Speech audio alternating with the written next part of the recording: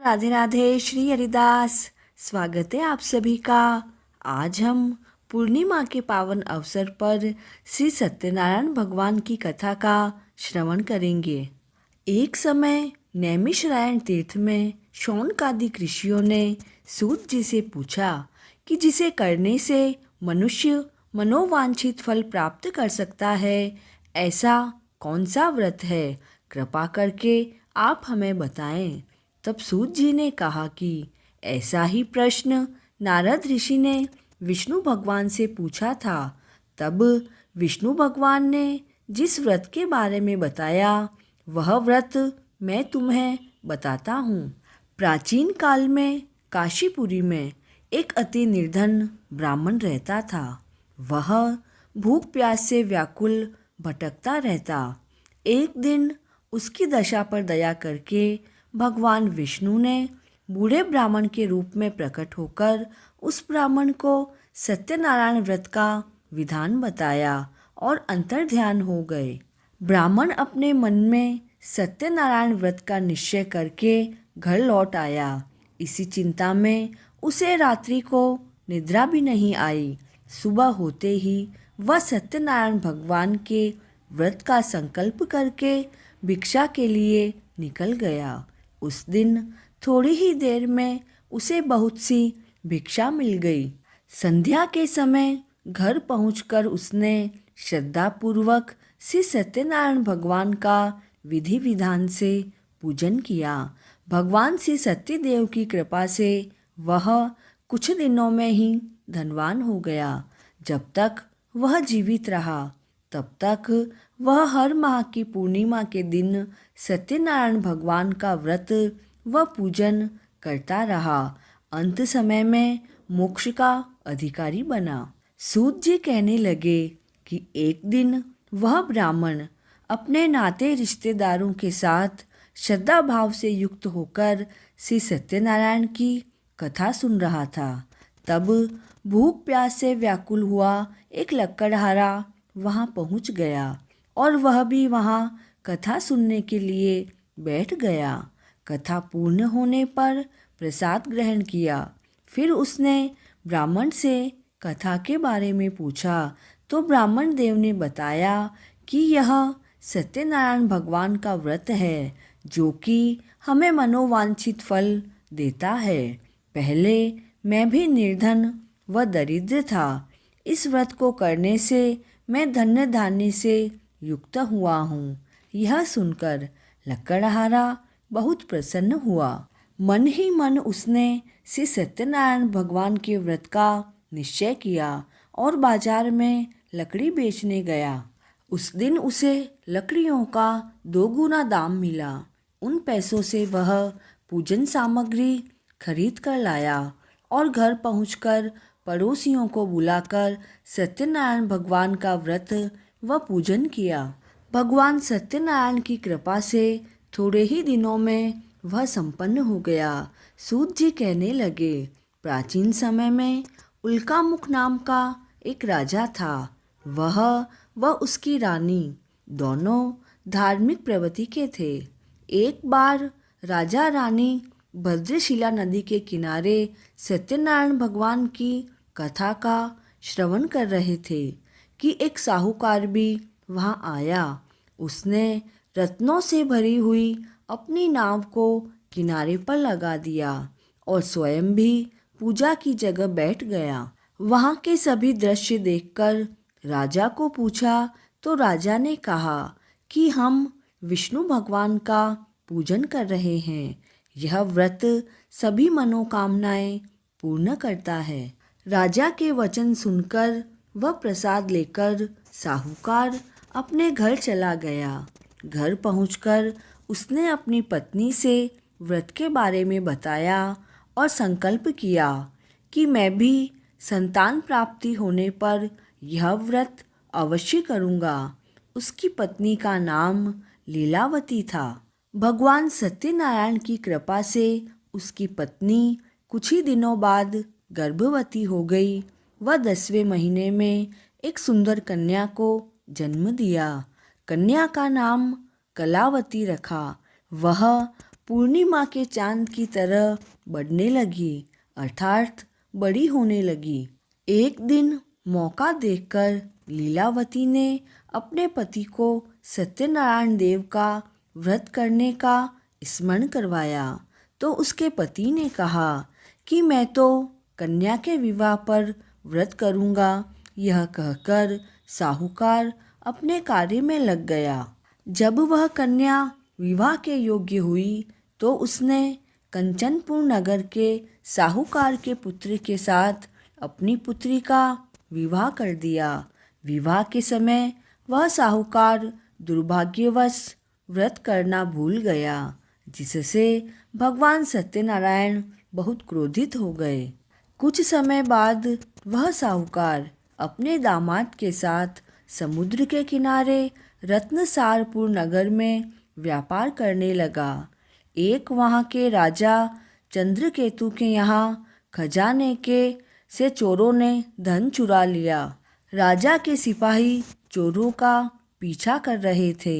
चोरों ने चुराया हुआ धन साहूकार की कुटिया में फेंक दिया और स्वयं भाग गए। सिपाही चोरों को ढूंढते हुए वहीं पहुंच गए जहां पर ससुर और दामाद दोनों ठहरे हुए थे। उन्होंने दोनों वणिकों को चोर समझकर पकड़ लिया। राजा ने दोनों को जेल में डलवा दिया व उनका धन भी राजकोष में डाल दिया। इधर भगवान सत्यनारायण के क्रोध से लीलावती व कलावती बड़े दुख से अपना जीवन व्यतीत कर रही थी। एक दिन कलावती भूख प्यास से व्याकुल होकर मंदिर में गई। वहाँ पर भगवान सत्यनारायण की पूजा व कथा हो रही थी, तो उसने वहाँ बैठकर कथा सुनी और प्रसाद लेकर रात होने पर घर आई। माँ ने बेटी को देर से आने का कारण पूछा, तो उसने मंदिर की सभी बात अपनी माँ को बताई। उसकी बात को सुनकर लीलावती को अपने पति की हुई भूली बात का स्मरण हो आया। तो उसने सत्यनारायण भगवान के व्रत को करने का निश्चय किया। उसने अपने सभी सगे संबंधियों के साथ सत्यनारायण भगवान की कथा सुनी व दया भरे वचनों से प्रभु सत्यनारायण से प्रार्थना की कि मेरे पति ने संकल्प करके आपका व्रत नहीं किया, उसी कारण आप क्रोधित हो। अब कृपा करके उनकी गलती को क्षमा करें। लीलावती की दारुण प्रार्थना सुनकर भगवान सत्यनारायण प्रसन्न हो गए। उसी रात्रि सत्यदेव ने राजा चंद्रकेतु को स्वप्न में दर्शन देकर कहा कि प्रातःकाल होने पर दोनों साहूकारों को छोड़ दो व उनका धन उन्हें वापस लौटा दो, वरना पुत्र पौत्र सहित तुम्हारा राज्य नष्ट हो जाएगा। यह कहकर भगवान सत्यनारायण अंतर्ध्यान हो गए। राजा ने प्रातःकाल होते ही दोनों साहूकारों को छोड़ दिया व उन्हें सम्मान सहित विदा किया।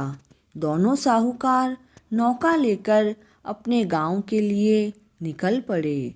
तभी सत्यनारायण भगवान सन्यासी के रूप में उनके सामने आए और बोले, तुम्हारी नौका में क्या है?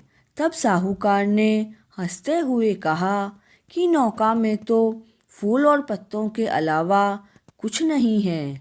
यह सुनकर सन्यासी ने कहा कि ऐसा ही हो। सन्यासी के जाने पर साहूकार ने देखा कि सच में नौका में तो फूल और पत्ते ही पड़े हैं, तो वह बेहोश हो गया।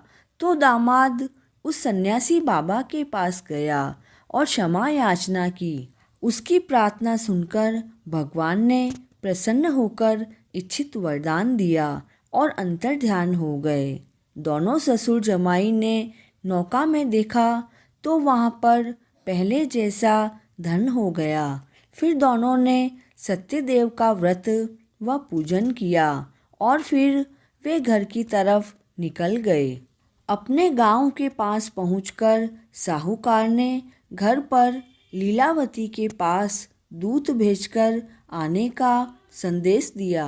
लीलावती उस समय भगवान सत्यनारायण की कथा सुन रही थी। उसने अपनी पुत्री कलावती को कहा कि तुम्हारे पति व पिता आ गए हैं। मैं उनके दर्शन के लिए जाती हूँ। तुम भी प्रसाद लेकर आ जाना।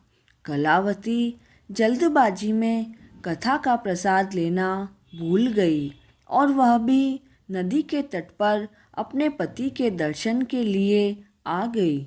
जैसे ही कलावती वहां पहुंची तब नौका सहित पति जल में डूब गया। यह देखकर साहूकार बड़े तेज स्वर में रुदन करने लगा। वह उसकी पत्नी भी विलाप करने लगी। कलावती सती होने के लिए तैयार हो गई।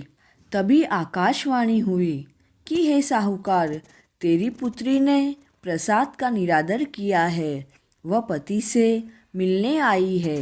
यदि वह घर जाकर प्रसाद लेकर आए तो उसका पति जीवित हो जाएगा। यह सुनकर कलावती भगवान सत्यनारायण की कथा का प्रसाद लेकर आई तो देखती है कि उसका पति जीवित हो गया। वह साहूकार जब तक जीवित रहा तब तक भगवान सत्यनारायण का व्रत करता रहा। वह कथा श्रवण करता रहा। अंत में श्री सूत जी कहते हैं कि एक बार तुंगध्वज नाम का राजा शिकार के लिए गया। वहां उसने देखा कि एक वृक्ष के नीचे सभी ग्रामवासी भगवान सत्यनारायण का पूजन कर रहे हैं और कथा श्रवण कर रहे हैं। तो उसने भी भगवान को ना तो नमस्कार किया और न ही पूजन के पास गया। ग्रामवासी भगवान का प्रसाद लेकर राजा के पास पहुँचे तो राजा ने प्रसाद की परवाह नहीं की। वह महल चला गया। महल पहुँचते ही राजा को पता चला कि उसके पुत्र पौत्र व सारी धन संपत्ति नष्ट हो गई है। तो उसे वह वन की घटना याद आ गई। तो उसे विचार आया कि यह सब भगवान के प्रसाद का निरादर करने से हुआ है। यह सोचकर राजा पुनः वन जाकर ग्रामवासियों के साथ भक्तिपूर्वक भगवान सत्यनारायण का पूजन करके वह प्रसाद लेकर गया। वह वापस महल आया तो सभी पहले जैसा हो गया। तब से राजा हमेशा सत्यनारायण भगवान का व्रत, पूजन व कथा श्रवण करता रहा। कथा पूर्ण हुई। बोलिए श्री सत्यनारायण भगवान की जय हो। जय श्री कृष्णा।